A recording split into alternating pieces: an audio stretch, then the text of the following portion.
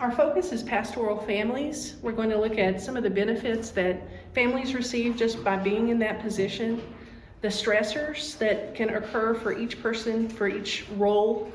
So that would be looking at the pastor, the pastor's wife, and the children. Resources that we know are very common, and any recommendations that we might have along the way. And again, this comes from a literature review of the most current professional information and empirical research. And so take it for what it's worth, right? But the goal is to help increase wellness in pastoral families.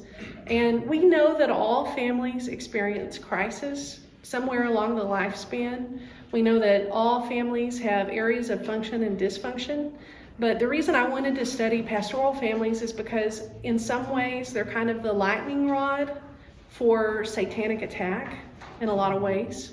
Because if Satan can somehow find, they say a toehold, then it can become a foothold, and then a stronghold, as Charles Stanley would say. And so being aware of what the issues are and how to ameliorate those problems can help. And so that's what our goal is today. And so we're going to start out by looking at pastors. And we all want to thrive, not just survive. And so we'll start out with a strengths assessment of what is it that pastors benefit by being in that role. We know for sure that they're essential and necessary workers. The Bible tells us that. We know it's a good profession, and they are given a special spiritual guidance from God. We know that they're worthy of double honor. Not all churches will do that, but we know that's what Scripture says. It's a respectable status. We know one of the greatest blessings for pastors and their families is that there is more prayer support than for any other people in the church, probably, because they know to pray for their pastors, and when they do that, they pray for the whole family. And then there are heavenly rewards. It's a certain crown that you get for being a pastor, and so that's a great thing. We also know that they're uniquely positioned to grow in grace and truth. And if you think about it, they get paid to grow closer to God. If you think about it, that's an incredible thing, that there's time that they actually get paid to study God, to pray, to be closer and closer to worship Him. And also they get paid to help grow closer to God and, assist other people in doing that, to serve. And so being paid to serve is a wonderful thing. And we know Jesus said that the person who is greatest is the one who serves everybody. And pastors have the ability to do that in a unique way. But having said all of that, it's also important to note that the job is not always easy, and it comes with a lot of baggage. And some of these boxes that you unpack over time can be surprising. And so I wanted to just point out some of the more recent statistics. And one of those things is that there's a lot of turnover in the ministries, that pastors, all of the studies show that they do work at least, in a lot of cases, 60 hours. It's much higher than 40 hours a week. And I would also say that it's at strange times in the week, times that are, for most people, would be weekends or family time. And depending on how the structure of the church has determined what the pastor's role would be, it could be 24/7, especially in rural settings where the pastor is the main person, the go-to person. And so how much of the pastor's time is his own or his family's is up for grabs, really. It's debatable.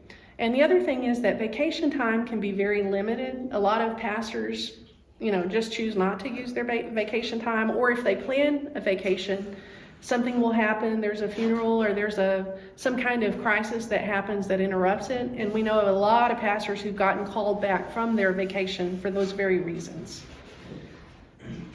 And then there is also the idea that pastors are the front line of mental health in a lot of communities. And people who wouldn't trust a psychiatrist or psychologist or another kind of counselor will come in for pastoral counseling. And so there's vicarious trauma. That's one of the words that they use in the literature, because you see over and over and over people in really desperate situations, tragic illnesses and all kinds of crises that happen along the way.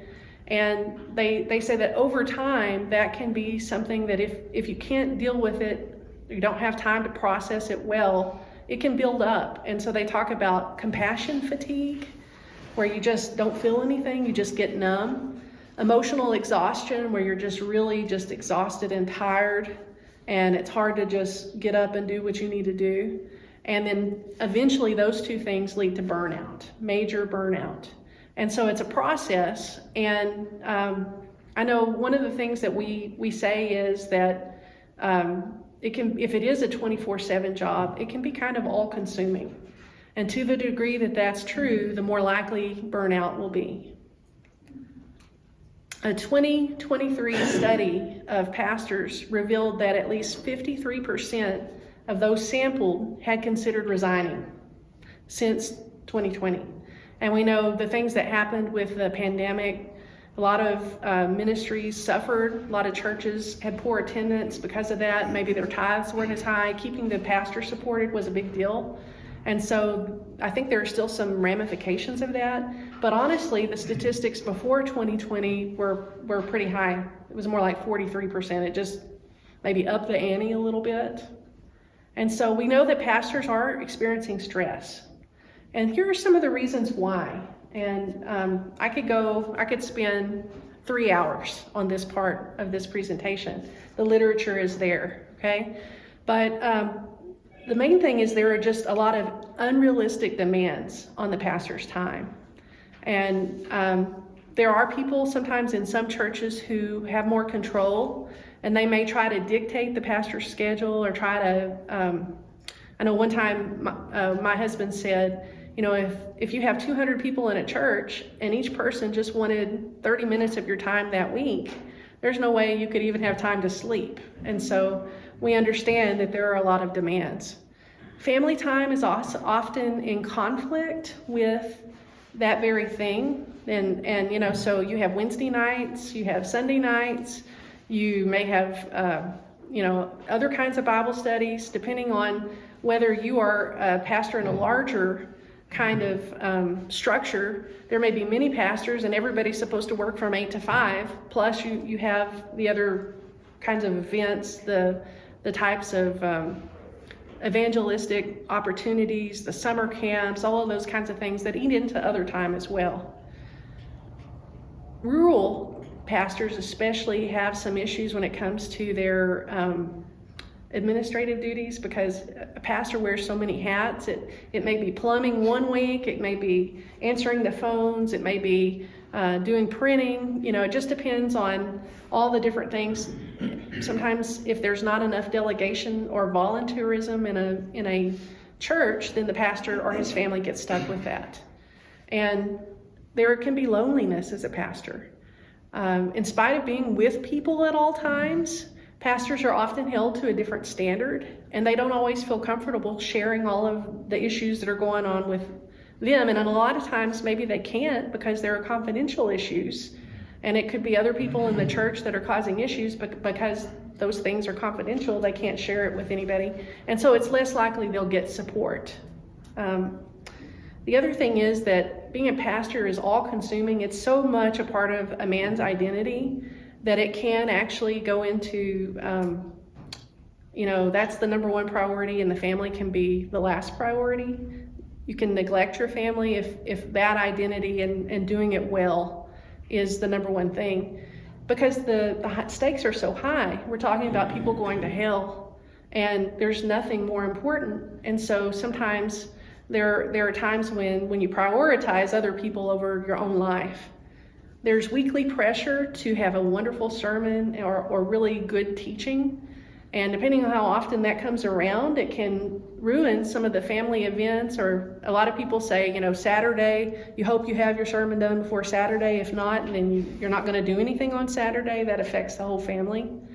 The other thing is that there are denominational variables, and we don't necessarily have those in a Baptist church, but there are a lot of churches where there are things that politics play very heavily, and in churches with a whole lot of pastors, that can happen too.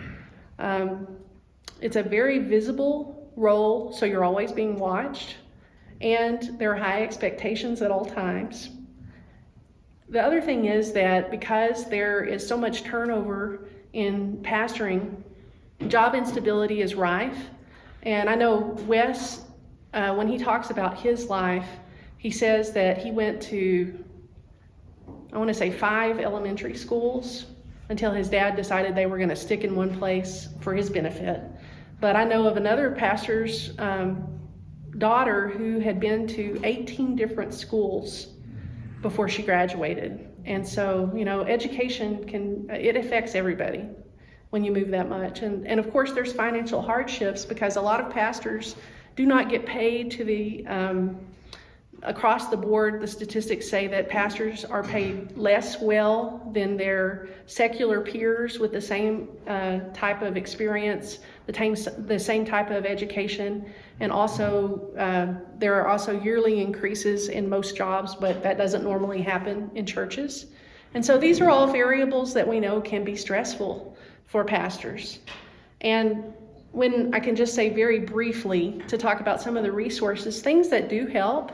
One thing is prioritizing the family, because we know scripturally, if a man doesn't lead his house well, then he doesn't have any business leading the church, according to the Apostle Paul.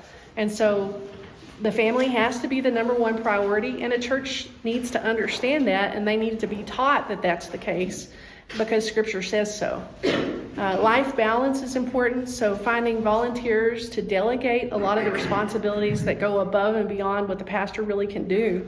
It's very important because, and if those volunteers don't exist, then those things don't need to happen. The programs don't have to happen with only the pastor leading them, because if the pastor's first priority is keeping his family intact, then there's a limit to what he can do.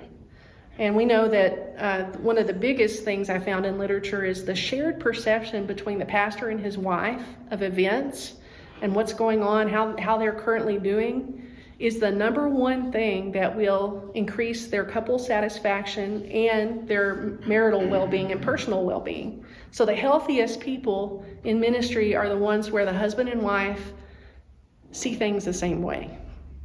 And so that means they have to communicate. And so that's an important thing. Other things that help, time studying, just really having time with God to pray, prioritizing that over the busyness that can happen. Humility and grace, the fruit of the Spirit, practicing humility. That's one of the big things, because a lowly spirit increases peace.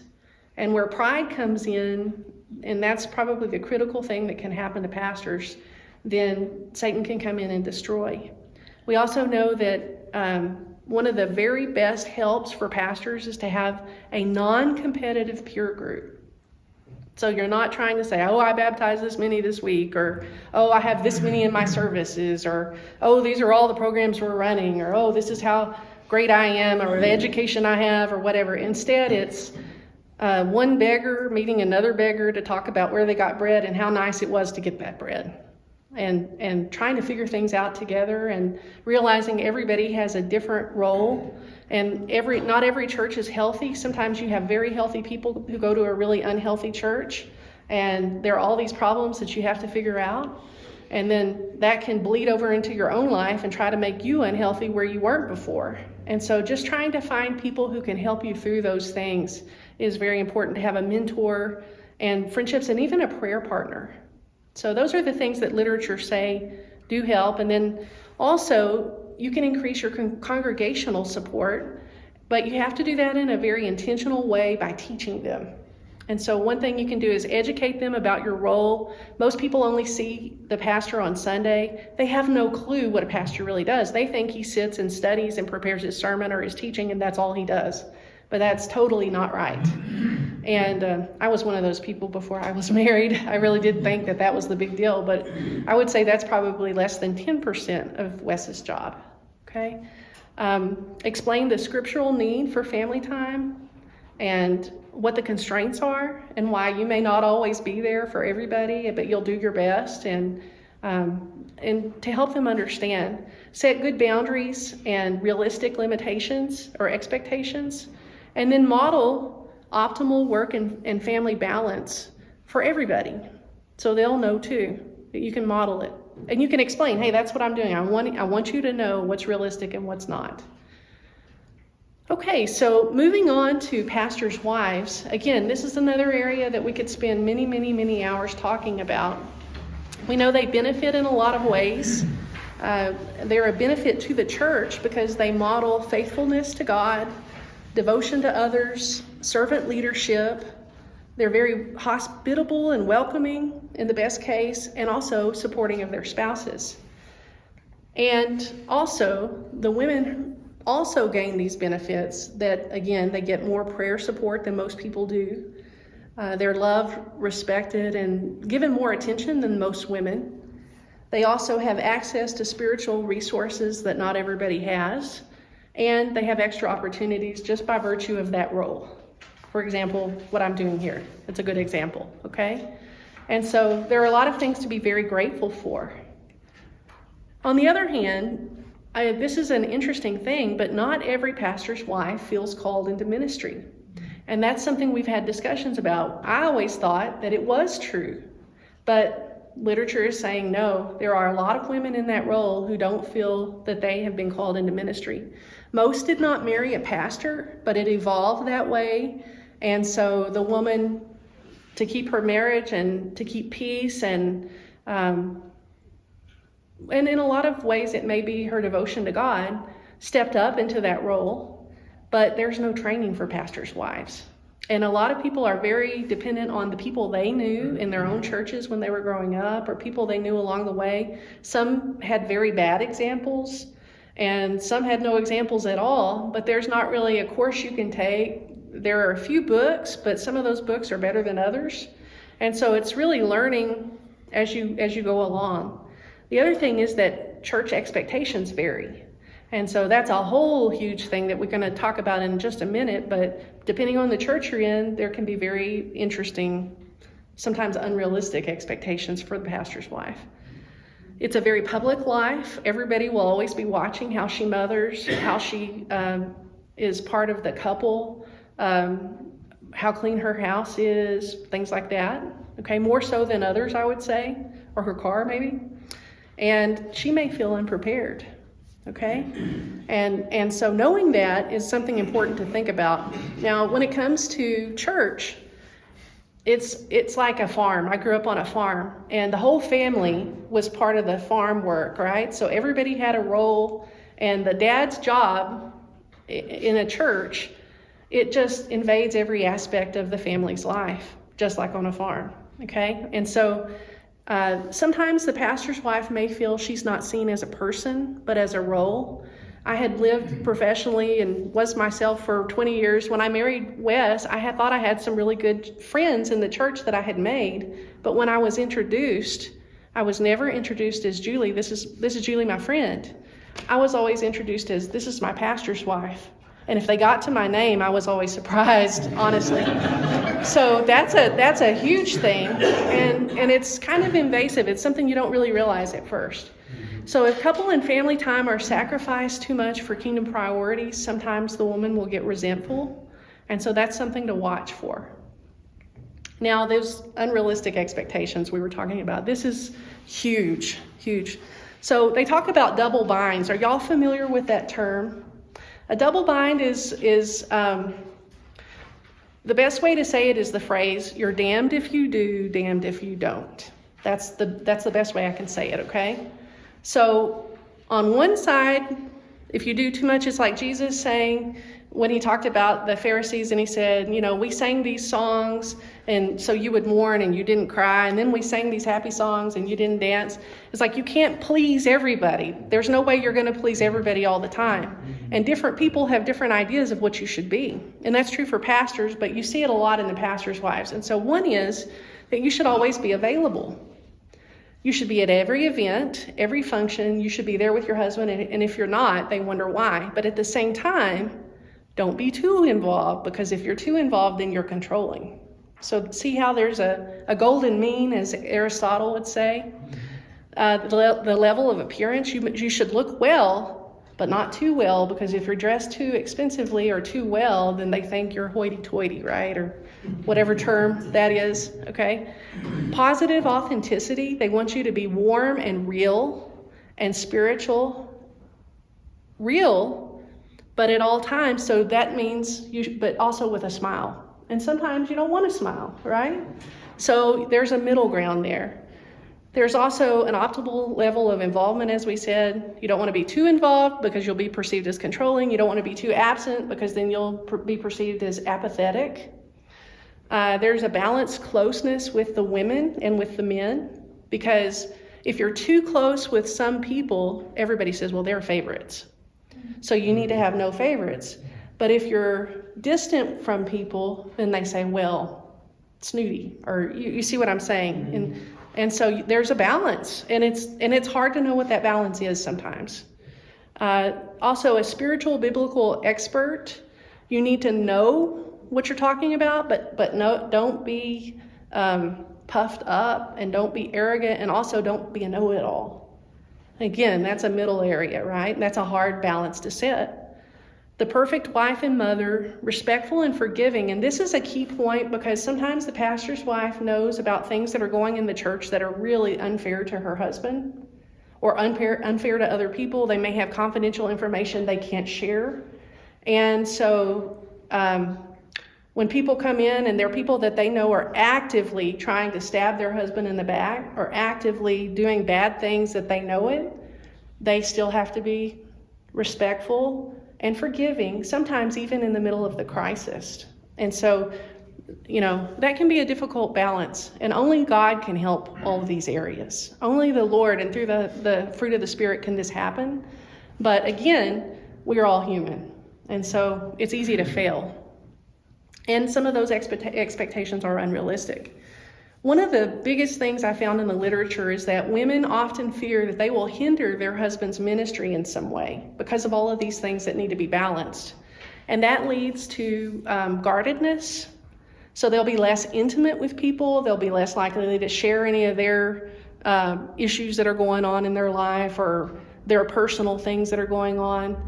And they may also withdraw. And one of the ways that most women in latest literature withdraw is through a professional career. They leave the church, they don't fellowship as much, and they're able to say, the way I'm going to do it is, well, I'm a professional too, and I just don't have time. Okay? And so those are just some ways that, and it can be positive, but it could also be really negative. Again, that's sort of a balance. So tips for thriving for women: you want to develop supportive family relationships with real communication, and that needs to be the number one priority. And they say also with extended family members, so that the wife has a mother or a sister or a cousin or a best friend to share some things with, because sometimes talking about things that the husband is also going through, it can make the husband more stressed out. Sometimes the wife might not agree with what her husband has done, or she may feel upset in some way, but she can't process that with him because it would make him either really defensive or also make him feel like the problem is bigger and she doesn't want to blow it up. A career or hobbies would be important because it does give her another identity. So she's not totally dependent on how people in the church view her, and some of those views are very unfair. The pastor-wife friends and mentors is also critical, to see other people in that same role and how they've dealt with things, and to just have people you can talk to. And usually people who are older, that's the biblical model, that the older women should teach the younger women. And so younger wives should find older pastors' wives to work with or be friends with. Ministry training, if the person feels called to fully develop her potential or skills.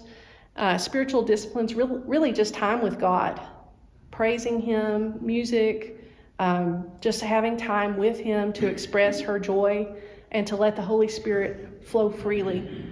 And then Christian counseling could be a great option, just because so much of what a pastor's wife may know is confidential, and it may need to be processed, but there's not a place to process it without breaking confidentiality.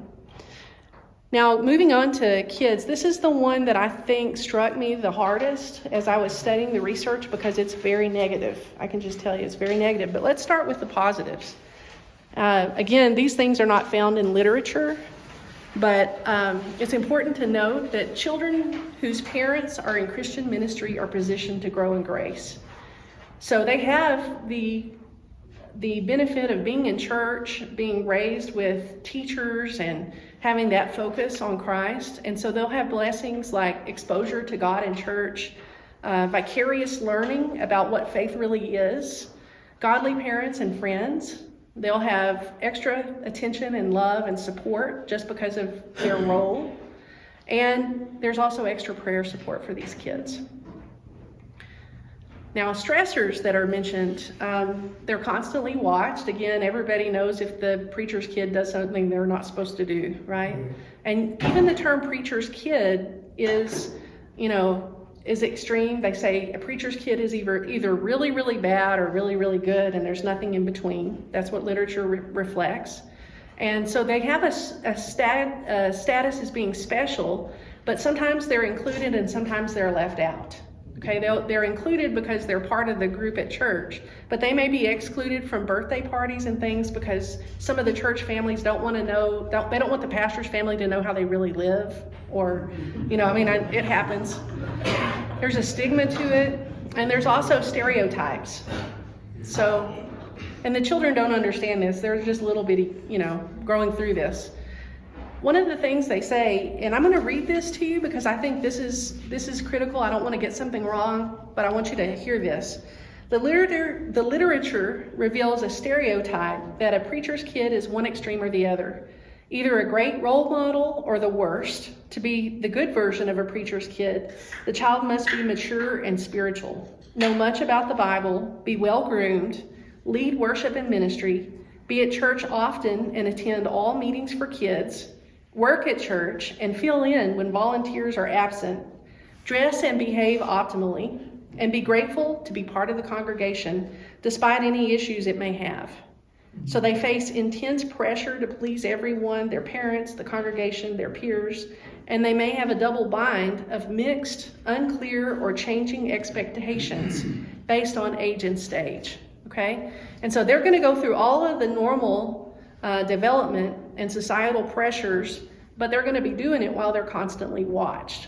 Okay, and so all of these expectations may cause preacher kids to become performance-oriented, perceiving love and acceptance as being tied to their performance rather than with their being, thus contributing to increased anxiety and depression. And so in one study, it was retrospective, looking over 30 years of how they handled stress in adolescence.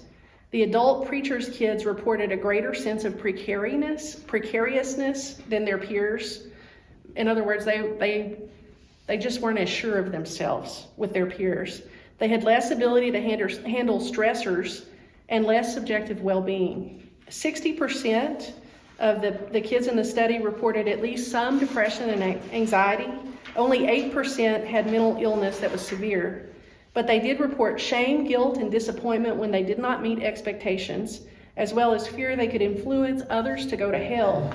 And girls had more mental and emotional concerns related to the congregational expectations. It was mostly about their appearance and what they should wear or not wear, and people's judgments about them as girls.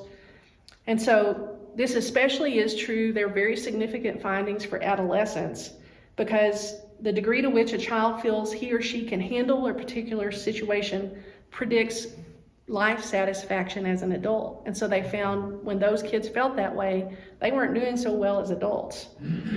The degree to which the pastor's job affects his family's life cannot be overemphasized, as the clergy family often has no life outside of church events or people.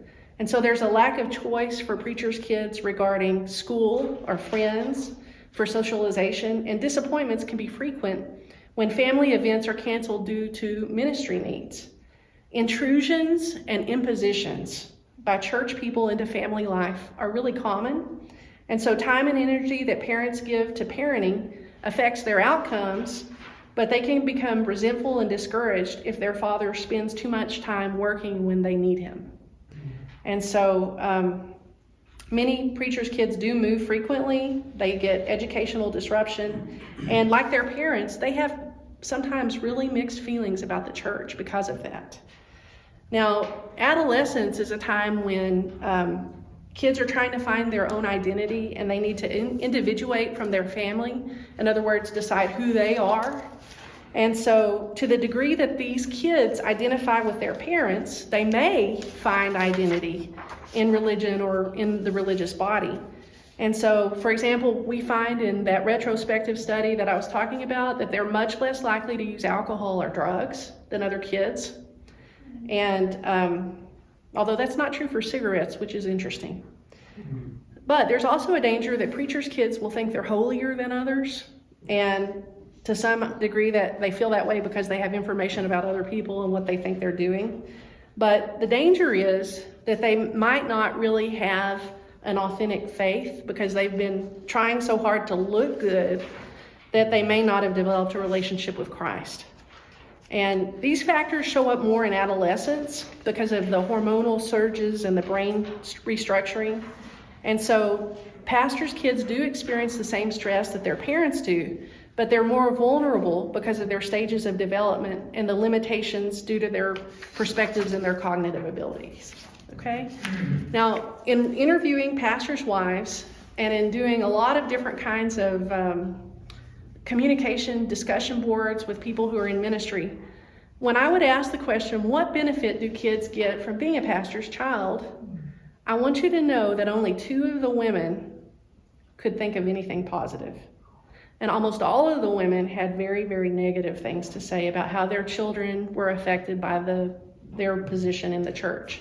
And it was staggering to me that even sometimes when I asked for a positive, they gave only negatives. And I would say again, did you hear the question? And I would repeat the question, and they would say, oh, well, I don't know about the positive, but let me tell you about the negatives, okay? So we need to do a better job of protecting kids. And one of the things that I have discovered through this is that the pastor has to be really careful about shepherding his own kids, because if it's like the cobbler's children who had no shoes, right? If the pastor is so focused on everybody else's kids or everybody else's families, then sometimes his own kids get neglected, okay? And so we just need to be aware that that's part of the trend, okay? Now, ways to help kids, there are a lot of really good ways to help kids, and these are just a few that I point out from the literature. And again, we could spend a whole day talking about things that could help pastors' kids. And in fact, we've been looking into doing retreats and workshops and things focused only at pastors' kids. That would be an interesting thing to do. But one thing is that the relationships need to be responsive. They need to be two-way communication where the kids can tell the parents how they're really doing. And they need to be real. We know that age and stage appropriate kinds of expectations are needed, but they need to be stated very loud. You know, you're 5 years old, this is what I need you to do. When you're 6 or you're 8 or you're 10, then you're going to do it this way. And so when those expectations change, you can't assume the kids know. You have to state it, and they need to hear it. And it's part of the teaching that you do. But I think a lot of parents just think they know. And they don't realize, because they're in concrete operational thought until they're 12, that they're going to get it, but a lot of times they don't get it at all. Okay, so you have to repeat yourself a lot. The other thing, in a good way though, to explain, the other thing is that instead of saying, you can't do that because you're the pastor's kid, instead what you say is, you can't do that because it's not right. Okay? So if they think that it's because of their status, they're going to rebel. But if they think it's because, well, this is what God says, and mom and dad choose to do things that, you know, we have some boundaries too, because God said we can't do that either. And so at your age, this is what God told us that we need you to do. Outside activities beyond the church are critical. So, you know, little sports events or hobbies, you know, there are a lot of different things that you can do just so that you broaden their world a little bit. And finally, friendships among the children of pastors. So they also can talk about that and have a cohort of their own to identify with. Okay, and then with teens, it gets a little more complicated. But here are some of the things that seem to work. The first thing is that you want, and I'm going to start at the bottom and go up. You're going to maintain an encouraging and hopeful intimacy with the kid. What that means is they need to be able to talk to you about everything. And you need to be able to be real with them and not punitive. That thing about provoking your child to anger in the scriptures, that's real important here. Openly discuss your values and areas of hypocrisy, because we're all hypocrites in our own way. And, you're right, I need to work better on that. Having a self-effacing kind of attitude about your own development with the Lord models that for your children. And also humility. Being very humble. The other thing is to negotiate culture with a biblical rationale, but also allowing for personal choice. So you always give them choices and you say, well, I know that's what your friends are doing. Here are a couple of options that you could do that are within the limits of what God says we can do. What would you like to do? Okay, so they have autonomy, they have choice. You're honoring them, but it's also in a way that's scriptural. The other thing is that you try to increase their competence in their decision making. Over time, you're guiding them through the thinking process, but then they get to make the decision, and then they have to live with the real world consequences. You don't rescue them. You don't try to make things better. You let them make their decision, and then you let them have the real consequences. Okay? Don't rescue them. And that's really the most important thing that I can say. And I think there's a lot of pastors think, well, what will everybody think if my kid does this and everybody knows and they get in trouble or whatever? Well, it's all part of the learning process. It's grist for the mill, and it's something that can be processed with the whole church. I'm trying my best to be a parent. We're all fallen. We all have fallen nature. I want my child to have a real relationship with Christ. He's not making the best choices, right? And so when that happens, we know that's just one of those things. And then scripture says there are things we can do, but also research says there are things we can do. And the research, since that's what I'm talking about, says counseling does help. This is the study I was telling you about that was 30 years of retrospective analysis. And what the people said was counseling did help them. Counseling did help adolescents. Exercise was real important and helped a lot because it sends all of those good pheromones and all of the good chemicals flowing. And then also friendships with other pastors' kids. That's what they said was best. Okay? And so we have looked at all of these issues. That's about as much as I can do in 30 minutes. But let me tell you, there's a lot to study. So we're going to turn it over now to discussion time.